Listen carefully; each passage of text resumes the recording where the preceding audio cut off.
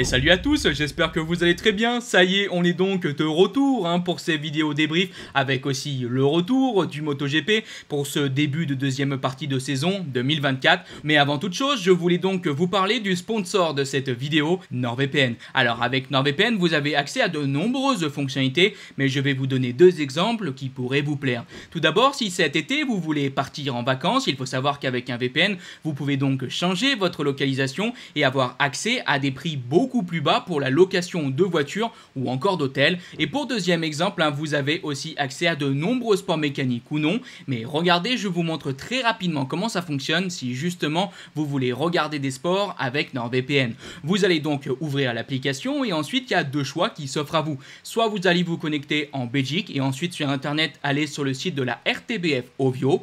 Soit vous allez vous connecter en Suisse et sur internet aller sur le site de la RTS. Voilà, c'est pas plus compliqué. Bon alors maintenant, je rappelle que pour ceux qui voudraient plus d'informations, vous avez un tuto en description fait par mes soins qui vous montre justement comment tout ça fonctionne. Et en description, mais aussi en commentaire épinglé, vous avez évidemment mon lien NordVPN qui va vous permettre d'avoir de très grosses promotions sur les abonnements d'1 an ou encore de 2 ans, avec en plus des mois gratuits offerts. Donc n'hésitez pas à aller voir tout ça, surtout que je rappelle que vous avez une garantie satisfait ou remboursée jusqu'à 30 jours. Bref, un grand merci donc à NordVPN d'avoir sponsorisé cette vidéo et un grand merci à tous ceux qui se sont abonnés ou qui s'abonneront avec mon lien. Ça permet évidemment de soutenir la chaîne. Allez, on est maintenant parti pour notre vidéo débrief. Et on va commencer par quelques actualités avant de parler du classement de cette première séance d'essai. Tout d'abord, lors justement de cette FP1, on a pu avoir des déclarations de Davide Tardozzi, qui est le team manager de Ducati Usine, qui au micro de Canal+, a donc confirmé que la VR46 en 2025 allait avoir une moto d'usine Ducati. Alors il faut savoir qu'actuellement on a 4 motos d'usine, 2 dans le team Pramac, 2 dans le team Ducati Usine. Et pour 2025, on n'aura plus qu'entre guillemets 3 motos Ducati Usine.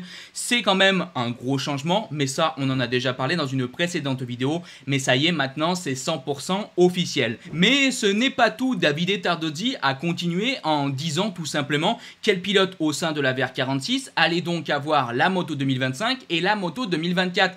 Et là c'est devenu croustillant parce que je rappelle que pour l'instant rien n'est officiel. On ne sait pas les pilotes qui seront donc chez la VR46. Et il a tout simplement déclaré que celui qui allait avoir la moto 2025, c'était Fabio Di Giannantonio. Et globalement, on en a déjà parlé, les rumeurs vont à 99% dans ce sens. Fabio Di Giannantonio va re-signer avec la VR46. Mais par contre, on se posait beaucoup plus d'interrogations sur qui allait être son coéquipier. Et là, Davide Tardozzi a aussi tout simplement déclaré le pilote qui va avoir la Ducati 2024, c'est Franco Morbidelli. Donc, d'après ses propos, on comprend donc qu'en 2025, chez la VR46, on aura Fabio Di Giannantonio avec la moto 2025 et Franco Morbidelli avec la 2024. Alors pour l'instant, rien n'est officiel, mais je le rappelle, Davide Tardozzi, c'est le team manager de l'équipe Ducati Usine. S'il déclare ce genre de choses, bon, je pense qu'on aura quand même une officialisation assez rapidement. N'hésitez pas donc à me donner votre avis. Pour continuer, si vous ne le saviez pas, ici lors de ce week-end en Grande-Bretagne, on fête les 75 ans du MotoGP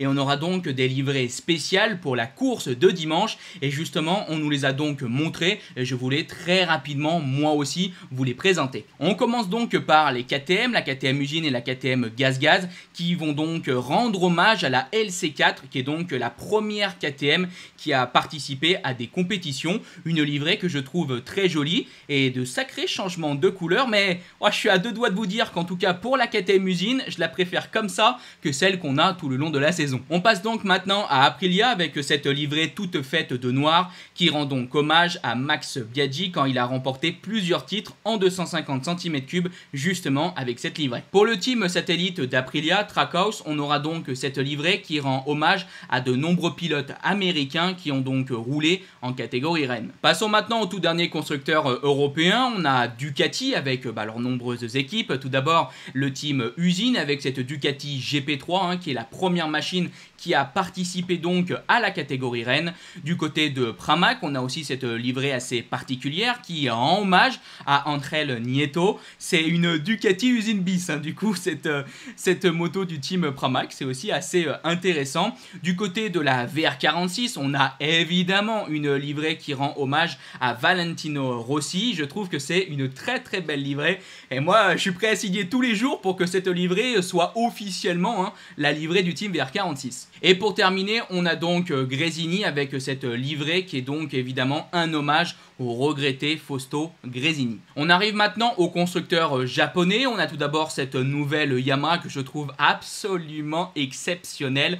On avait donc cette livrée en 1964 du côté de Yamaha. Et du côté de Honda, pour le team usine, on a donc ce petit bijou, cette livrée de Freddie Spencer qu'il avait donc en 1983 quand il a été champion du monde en 500 cm3. Du côté donc de LCR Honda, on a deux livrées spéciales donc pour Johann Zarco et donc aussi pour Takaaki Nakagami. Alors du côté de Johann Zarco, sa moto est donc apparemment basée sur celle de McElwood qu'il avait en 1966 et du côté de Takaaki Nakagami, c'est apparemment une réinterprétation de la tradition japonaise et de son sponsor qui, je rappelle, est le sponsor lié donc à cette partie du team LCR, si on peut dire ça comme ça, le sponsor Idemitsu. Bon, en tout cas maintenant, retournons donc un peu plus concrètement à notre débrief et on commence par ce rapide point de vue du classement de cette première séance d'essai, cette séance de mise en jambe.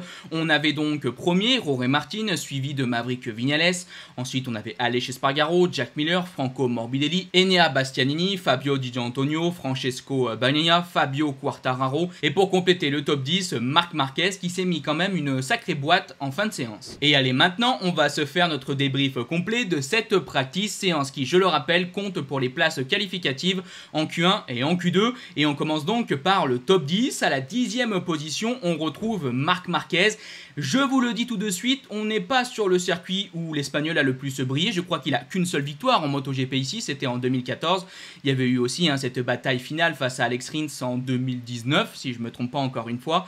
Mais dans l'ensemble, c'est pas un circuit qui a énormément réussi à Marc Marquez. Et là, avec la Ducati, on n'a pas vu Marc Marquez briller. Alors, il est quand même arrivé à se qualifier directement en Q2, c'est une très bonne chose. Maintenant, il a été aussi pas mal aidé à un moment lors d'un run avec du coup un Jorge Martin qui était devant lui. Bon, vous connaissez maintenant la stratégie de Marc Marquez souvent pour essayer de prendre des roues, pour essayer de trouver un peu plus de vitesse. Mais on a senti véritablement un Marc Marquez en difficulté. Surtout, le gros point noir pour l'instant, c'est ce troisième secteur où Marc Marquez perd beaucoup de temps par rapport aux autres pilotes. Donc ouais, dans l'ensemble, une journée du vendredi quand même difficile pour l'Espagnol. Un peu décevante, j'ai quand même envie de dire, cette journée pour lui. Mais bon, il est là quand même qualifié en Q2. Donc, bon, on a envie de dire qu'il y a quand même du positif, mais bon, je pense que pour Marc Marquez, ça va être quand même un week-end difficile. On verra bien ce qu'il réalisera demain en qualification, mais surtout en course sprint. 9e, on retrouve donc Marco Bezzecchi. Ça fait aussi plaisir de le voir dans le top 10, le pilote italien. On en a déjà énormément parlé. Vous savez que cette adaptation à cette moto 2023 est difficile pour lui. Et bah là, du coup, il est devant, il est rapide, tout comme son coéquipier. Donc ça fait vraiment plaisir pour Marco Bezzecchi qui est dans ce top 10. Voilà, bon, bah, on espère que Marco va arriver encore à progresser, à être de nouveau un peu plus aux avant-postes. Il avait tellement été exceptionnel dans cette première partie de saison 2022. On aimerait retrouver ce Marco Bezzecchi là. Là, en tout cas, il est allé chercher un très bon résultat et il faut le noter. 8e, on retrouve donc Maverick Viñales. Alors, c'est une bonne position, 8e pour le pilote espagnol, mais bon, on sait que l'Aprilia ici est très forte. L'année dernière, rappelez-vous, Aleix Espargaro avait gagné sur ce circuit. Alors c'est vrai que j'attendais quand même pas mal des pilotes Aprilia et bon, bah du point de vue en tout cas de Maverick Viñales, ça a été un peu plus difficile que ce que j'imaginais. Je le voyais bien solidement dans le top 5. Bon, il a été un peu plus en retrait. Alors du côté d'Aprilia, on a fait aussi un petit peu de travail du point de vue de l'aéro. Apparemment, on a un carénage qui remonte un peu plus. À voir si ça fonctionne concrètement. En tout cas, pour Viñales, on est directement qualifié en Q2. Donc on va dire que le job est fait. 7e, on retrouve le pilote KTM Brad Binder. Ce fut difficile quand même pour KTM dans l'ensemble. Une journée où on les a vus vraiment en retrait. Alors on a été quand même, je pense, bien aidé par le fait qu'on a pris des roues de pilotes assez rapides. On arrive donc pour Binder à se classer 7e, c'est bien. Mais bon, pour KTM aussi, il va falloir faire mieux. C'est vrai que pour l'instant quand même, ce début, cette première partie de saison 2024, a été quand même, je trouve, un peu décevante de la part de KTM. Moi personnellement en tout cas j'attendais beaucoup plus, donc j'espère que dans cette deuxième partie de saison on va retrouver aussi une KTM voilà, un petit peu plus forte, capable de jouer un peu plus devant. Là ça a été encore une fois assez compliqué, mais bon, comme j'ai pu déjà le dire, le job a été fait. On retrouve ensuite 6ème Fabio Di Antonio, un vraiment très rapide Fabio Di Antonio, meilleur pilote Ducati avec la moto 2023, et ça c'est aussi à souligner je trouve. Donc très beau chrono de sa part, et voilà, il démontre de plus en plus clairement que il mérite de rester en MotoGP, et comme j'ai pu déjà vous le dire, il va sûrement re-signer avec la VR46, et je pense que c'est plus que mérité. Fabio Di Antonio fait, je trouve, pour l'instant une belle saison 2024, malgré aussi une adaptation à cette moto 2023 qui, on le sait, n'est pas une moto très facile quand on vient d'une Ducati 2022. Donc voilà, dans l'ensemble, je trouve que pour Fabio Di Antonio, on a très bien commencé le week-end. 5ème, on retrouve donc Jack Miller, meilleur pilote KTM. Lui aussi a fait son chrono, bien aidé par une roue d'un autre pilote.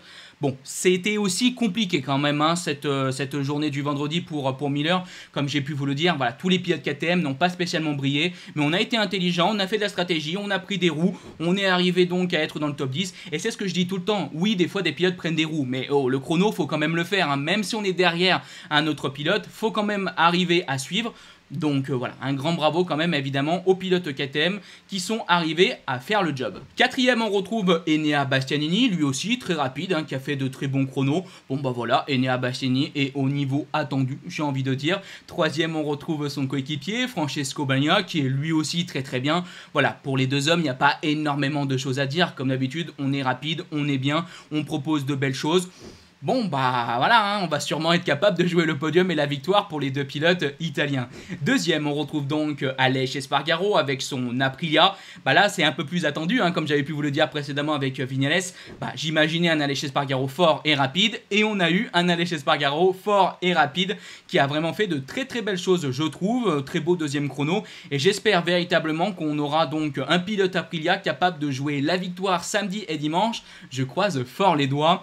Et premier, celui qui a justement perdu sa première place au championnat du monde lors du week-end du Sachsenring, après la course du dimanche précisément, c'est donc Jorge Martin qui est en tête de cette practice. Ce fut aussi un Jorge Martin très fort, un Jorge Martin qui, si je me rappelle bien, a pour meilleur résultat sur ce circuit en MotoGP une 5ème position. Donc sur le papier, c'est pas son circuit favori. L'année dernière, il avait terminé 6ème. Donc dans l'ensemble, pour Jorge Martin, ça commence très bien. Peut-être aussi une petite lutte, une grande lutte face à Francesco Bagnaia pour la victoire. On croise fort les doigts. On espère avoir une grosse bataille. Après si vous m'écoutez, moi je voudrais 25 pilotes pour jouer la victoire. C'est pas tout le temps possible. Mais on a un Martin très fort, un Bagnaia très fort, un Aleix Espargaro très fort.